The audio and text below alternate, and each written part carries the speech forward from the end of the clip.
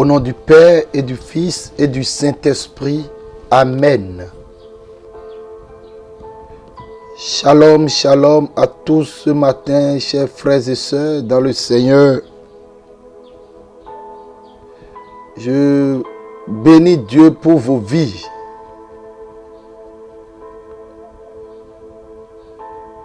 Le Seigneur nous a donné encore la vie ce matin. Et il est important de venir lui rendre grâce pour toutes ces merveilles dans nos vies. Voilà pourquoi nous sommes levés encore ce matin. Et comme le dit le psalmiste, dans le psaume 88, le verset 13, le psalmiste nous dit: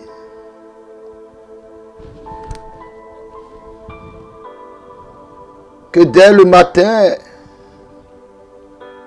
ô Éternel, j'implore ton secours, et le matin ma prière s'élève à toi. Et le matin ma prière s'élève à toi. Frères et sœurs, c'est vers Dieu que notre prière s'élève ce matin. Et nous levons des prières d'action de grâce, des prières de bénédiction. Père, nous voulons te bénir, nous voulons te lever. Nous voulons te glorifier pour tous tes bienfaits dans nos vies. Tu es grand, tu es merveilleux. À part toi, il n'y a pas de Dieu. Hors de toi, il n'y a pas de Dieu. Toi seul peux nous sauver et peut nous sauver parfaitement. Toi seul peux faire de grandes choses dans nos vies. Seigneur, ce matin, nous venons implorer ton secours et ta miséricorde sur nos vies. Nous venons te demander pardon pour toutes nos fautes, pardon pour tous nos péchés. Toi, tu es lent à la colère et plein d'amour pour nous. Et si tu nous donnes ce jour, Seigneur, c'est que tu nous donnes encore une chance de revenir à toi. Et ce matin, nous venons te glorifier. Et nous venons implorer ta miséricorde. Tu es grand parce que tu es miséricordieux. Tu pardonnes nos fautes. Père, pardon pour tous nos péchés. Et par le sang de Jésus, purifie-nous totalement ce matin. Libère-nous du poids de nos péchés. Libère-nous du poids de nos péchés. Guéris-nous de tout ce qui nous empêche d'être véritablement avec toi. Seigneur, purifie-nous, corps, âme et esprit, par le sang de Jésus. Et ce matin, ce que nous demandons, c'est ton esprit. Notre cri à toi ce matin, Seigneur, c'est de nous donner ton esprit. C'est de nous remplir de ton esprit. C'est de nous inonder de ton esprit. Seigneur, ne nous laisse pas seuls. Ton Fils nous l'a promis. Il dit: je m'en vais vers le Père, mais je ne vous laisserai pas orphelins. Je vous enverrai quelqu'un, je vous enverrai le Paraclétos. Celui-là même qui viendra vous libérer, celui qui viendra vous secourir, celui-là même qui viendra vous purifier, vous sanctifier, qui vous enseignera toutes choses. Seigneur, je ne veux pas aborder cette journée sans le Saint-Esprit. Parce que c'est lui qui m'enseigne toutes choses. Et sans lui, ma vie est en ruine. Seigneur, j'ai besoin de toi. J'ai besoin de ta présence. J'ai besoin de ta puissance. J'ai besoin du Saint-Esprit dans ma vie. Glorieux Saint-Esprit, je te demande pardon pour t'avoir contristé, attristé et rejeté par le péché. Je te demande de prendre toute la place dans ma vie ce matin. Ne me laisse pas orphelin. Remplis-moi encore, déborde dans ma vie. Car sans toi, ma vie est en ruine. Que puis-je faire? Quelle décision puis-je prendre sans toi, Saint-Esprit? J'ai besoin de toi. Koraya kashintao satabaya kashintaraba. Imbakentao sokaraya kashintaraba. Raina bakashinte o kasantaraba. Saint-Esprit, je te dis merci pour ta présence. Frères et sœurs, une fois encore, bonjour. Depuis avant-hier, j'ai commencé par parler du combat spirituel. Et je vais revenir encore sur certains fondamentaux. Dans le livre des Juges, chapitre 3, verset 1 à 4, il dit, « Voici les nations que le Seigneur laissa habiter dans le pays. Ainsi Dieu veut mettre à l'épreuve les Israélites qui n'ont pas connu toutes les guerres pour la conquête de Canaan. Il veut que les nouvelles générations qui ne s'étaient pas encore battues apprennent à faire la guerre. Voici ceux que le Seigneur laisse dans le pays. Les 5 chefs qui dominent sur les Philistins, tous les Cananéens et les Sidoniens. Il laissa les Hivites qui habitent dans la montagne du Liban, depuis le mont Baal et mont jusqu'à l'Ebo Hamath. Le Seigneur veut se servir d'eux pour savoir si les Israélites vont lui obéir. En effet, il a donné ses commandements à leurs ancêtres par l'intermédiaire de Moïse. Frères et sœurs, quand nous prenons cette portion de l'Écriture, cela nous révèle l'objectif divin du combat spirituel.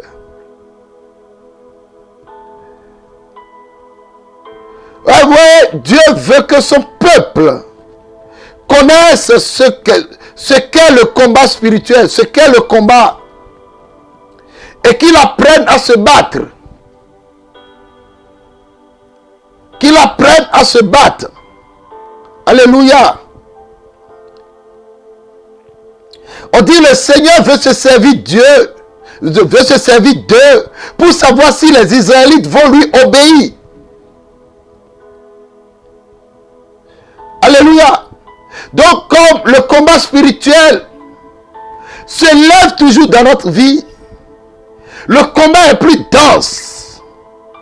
Et quand nous décidons d'obéir au Seigneur, frères et sœurs, ce que nous devons apprendre au peuple de Dieu, ce que nous devons nous-mêmes apprendre, c'est se battre spirituellement. Le salut est gratuit, frères et sœurs. Tout comme les enfants d'Israël n'ont rien fait pour que Dieu les sorte de l'Égypte. Pour sortir de l'Égypte, c'est le Seigneur dans sa souveraineté qu'il a décidé. Mais après leur sortie de l'Égypte, après leur sortie du désert et la traversée du Jourdain, il a fallu se battre. Ça a commencé par Jéricho pour conquérir la plus petite parcelle de leur héritage. Dieu les a sortis. C'est pas la puissance de Dieu qui sont sortis de l'Égypte. C'est pas l'action de Dieu qui sont sortis. Ils ont traversé la mer Rouge. C'est pas la puissance de Dieu qu'ils ont traversé le Jourdain. Tous les obstacles naturels tous les obstacles naturels et provoqués par l'ennemi, Dieu a intervenu. Mais pour là où ils vont rester, pour là où ils vont devenir féconds, pour là où ils vont vivre, où ils vont manger, où ils seront heureux, là, ils devraient combattre. Ça a commencé par Jéricho, où ils étaient obligés de marcher 7 jours autour du mur. Après Haï, et après d'autres peuples, ils devaient combattre, frères et sœurs. Pour leur héritage, ils devaient combattre. Et la Bible nous dit qu'à la fin du ministère de Josué, les enfants d'Israël avaient combattu au total 31 rois. Malheureusement, aujourd'hui, les chrétiens ne sont pas formés à se défendre. Ils ne sont pas formés à combattre. Ne sont pas formés pour nous liguer, nous liguer comme une armée rangée en bataille contre le diable et ses assauts. Alléluia.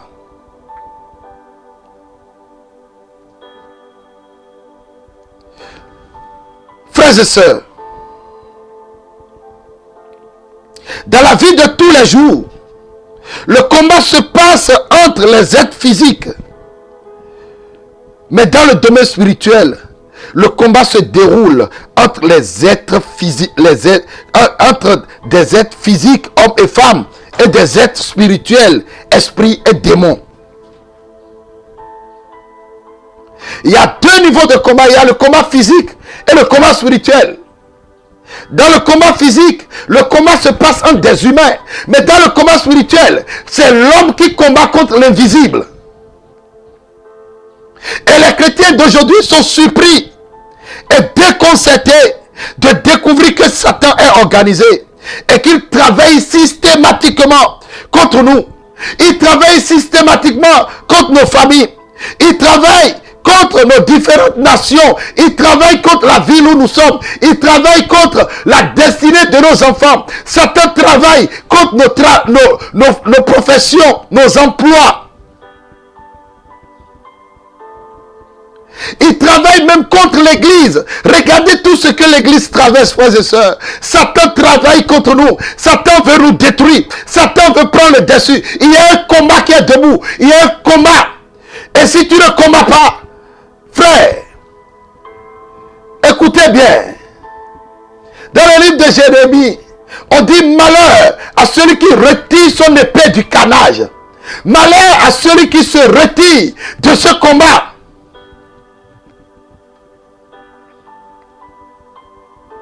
Mais malheureusement, on nous a enseigné à être, on nous a enseigné et à encourager à être de simples témoins de Jésus-Christ et non des chrétiens soldats. Mais comment peux-tu témoigner dans les ténèbres? Il faut que tu combattes pour que la lumière apparaisse. Alléluia.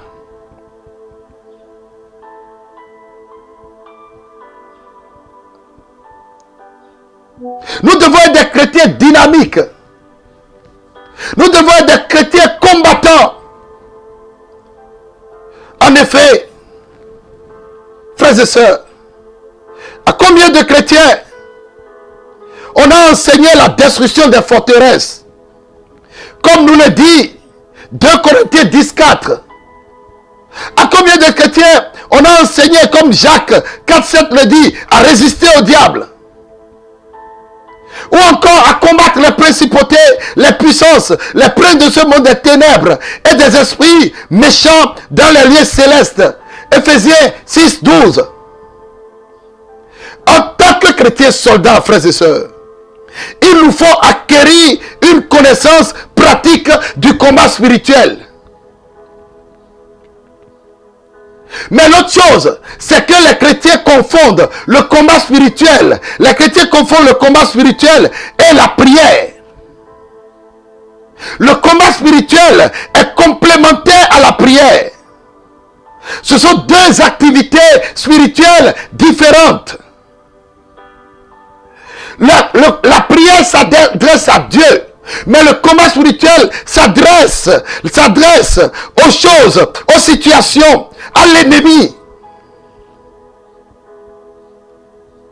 Vous allez voir, on dit Jésus s'est retiré pour aller prier. Mais à son retour, quand il y a une situation, il parlait à la situation. Ça, c'est le combat. Dans le combat, on parle. Dans la prière, on s'adresse à Dieu.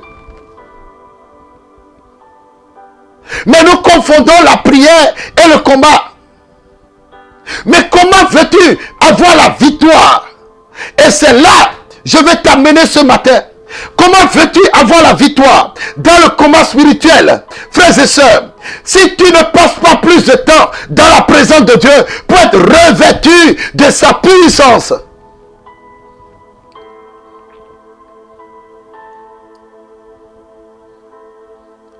Frères et sœurs, Dieu nous a donné le pouvoir de chasser les démons, de libérer, de guérir, de faire des miracles en son nom. Alléluia. Mais cela se passera si et seulement si nous passons plus de temps dans sa présence. Regardons un peu, frères et sœurs. Regardons les disciples. Un jour, Jésus est monté sur la montagne avec Pierre, Jacques et Jean. Ils sont montés sur le mont Tabor. J'espère que vous vous rappelez de cette partie de l'évangile. Ils sont montés sur le mont Tabor. Mais arrivé sur le mont Tabor, on dit Jésus, quand il s'est mis à prier, quand Jésus s'est mis à prier, frères et sœurs, la Bible nous dit que pendant qu'il s'est mis à prier, il a été transfiguré. Et il était recouvert. Il avait une puissance qui était sur lui. Ils ont duré sur la montagne. Mais quand ils sont descendus, frères et sœurs, quand ils sont descendus, quelque chose s'est passé. On dit les disciples étaient là à chasser un démon depuis qui ne partait pas. Ils étaient là à chasser depuis un démon qui ne partait pas. Et le papa de l'enfant sur qui on chassait le démon s'est levé et allait voir Jésus pour dire, maître, j'ai amené mon enfant depuis longtemps. Mais tes disciples n'ont pas pu le chasser. Et Jésus a ordonné à ce démon qui est parti. Alléluia. Et les disciples vont dire à Jésus, mais pourquoi n'avons-nous pas pu chasser ce démon? Mais Jésus va leur dire, écoutez, on ne chasse ce démon que par la prière. Que par la prière et le jeûne. Frères et sœurs, ta densité spirituelle, ton autorité sur Satan et ce démon, ta victoire dans le combat spirituel dépendra du temps que tu passes dans la présence de Dieu. On reçoit de Dieu dans la prière et on libère la puissance de Dieu contre l'ennemi dans le combat spirituel. Mais comment passer du temps dans la présence de Dieu? Par l'adoration. L'adoration dans ta maison, devant le Saint-Sacrement. Par la méditation du rosaire. Vous voyez, le rosaire est une prière qui nous connecte à la source jaillissante de la grâce et de la puissance de Dieu. L'adoration eucharistique nous transfigure. Plus nous durons devant Jésus, plus nous sommes transfigurés à son image et à sa ressemblance. L'Eucharistie, quand nous communions au corps et au sang du Christ dans l'Eucharistie, frères et sœurs, nous sommes régénérés et nous sommes remplis du Saint-Esprit pour le combat. La confession sacramentelle, la méditation de la parole, ce sont des sources où nous passons du temps avec Dieu afin de déployer la force reçue de Dieu dans le combat. Frères et sœurs, beaucoup de chrétiens combattent sans avoir été dans la présence de Dieu. Et c'est ça qui nous tue. C'est là le danger.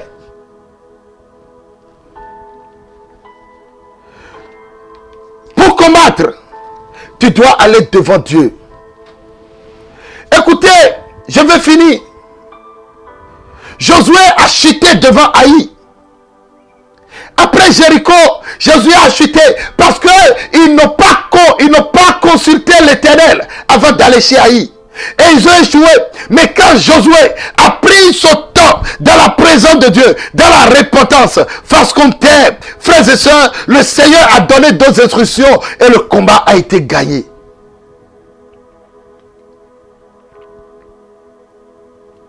David, dans 1 Samuel 30, David était combattu.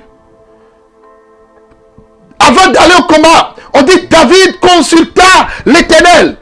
Il dit au prêtre Abiathar de lui donner les formes. Et il consulta l'Éternel. Il dit, les poursuivrai-je? C'est l'Éternel qui lui a donné les instructions.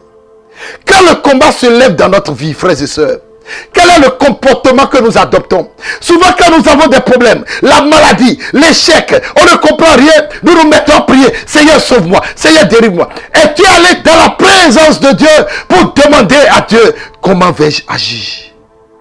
As-tu reçu la stratégie du combat dans la prière, dans l'intimité, dans le lieu secret, avant d'aller dans le lieu physique? Quand devant Jéricho, Josué allait d'abord dans le lieu secret et il a rencontré l'homme du Seigneur qui lui a donné des instructions. Pourquoi nous échouons dans le combat? Parce que nous faisons le combat charnel. Nous faisons le combat parce que quand on a des problèmes, on ne peut pas prier, on ne peut pas s'agiter. Frères et sœurs, nous devons aller dans la présence de Dieu afin de recevoir les instructions de Dieu pour le combat. La victoire sur nos ennemis dépendra, frères et sœurs. La victoire sur nos ennemis dépendra, frères et sœurs, du temps que nous passons devant Dieu et de l'instruction que nous avons reçue de Dieu. Que Dieu nous garde. Que sa grâce nous accompagne en ce jour. Et que sa main soit sur nous. Tu vas prier après moi maintenant. Lève tes mains. Oh Seigneur, merci pour avoir dispersé les ennemis de ma destinée. Toute incantation, tout rituel et puissant de sorcellerie contre ma destinée tombe et meurt au nom de Jésus. Je rends nul et d'aucun effet les influences de ceux qui engloutissent les destinées au nom de Jésus. Que toute maison du mal, c'est pour mon âme à refaire ma destinée, tombe et meurt au nom de Jésus. Ma destinée est reliée à Dieu. Par conséquent, je décrète que je n'échouerai jamais. Mon épouse n'échouera jamais. Mes enfants n'échoueront jamais.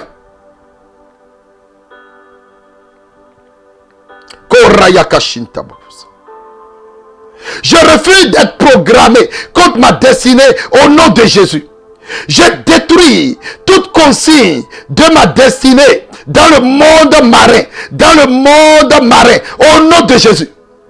Tout hôtel dressé contre ma destinée dans les lieux célestes soit démantelé au nom puissant de Jésus de Nazareth. Je rejette toute alternative satanique à ma destinée au nom de Jésus. Foyer maléfique. Vous ne ferez pas cuire ma destinée en ce jour. Je déclare établi qu'en ce jour, ma destinée se manifeste clairement dans tout ce que je fais au nom de Jésus de Nazareth. Je déclare établi que toute maladie dans mon corps meurt et disparaît au nom de Jésus. J'ai la faveur de Dieu et la faveur des hommes en ce jour. Tout ce que je toucherai réussira dans le nom de Jésus. La puissance de Dieu m'accompagne dans tout ce que je fais. Je suis la tête et non la queue. Je réussis dans tout ce que je fais. Et la main de l'Éternel me conduit. Le Seigneur est mon berger. Moi, Paul-Marie Élie Jaurès, je ne manquerai de rien. Devant mes ennemis, le Seigneur oindit ma tête. Je suis béni de Dieu, élevé dans les lieux célestes avec Jésus-Christ, où je domine sur Satan et ses suppôts, au nom de Jésus. La vie de Dieu en moi me donne la victoire sur mes ennemis au nom de Jésus. Je suis le choix de Dieu, créé et formé à l'image et à la ressemblance de Dieu. Je manifeste la nature de Dieu sur la terre. Dieu est mon Père, il me prend par la main, il me conduit, son esprit devant moi me conduit vers les eaux fraîches. Je refuse d'être au mauvais endroit, au mauvais moment en ce jour, au nom de Jésus. La gloire de l'Éternel m'environne. Et la Sainte Vierge Marie me couvre par son manteau virginal dans le nom de Jésus. Je réussis dans tout ce que je fais aujourd'hui. La paix de Dieu est mon lot. La joie de Dieu est mon lot. Au nom de Jésus. Amen. Que Dieu nous garde. Que sa faveur soit sur nous. Je salue tous ceux qui nous suivent. Peu importe d'où vous nous suivez. Sur les 4 continents. Soyez bénis.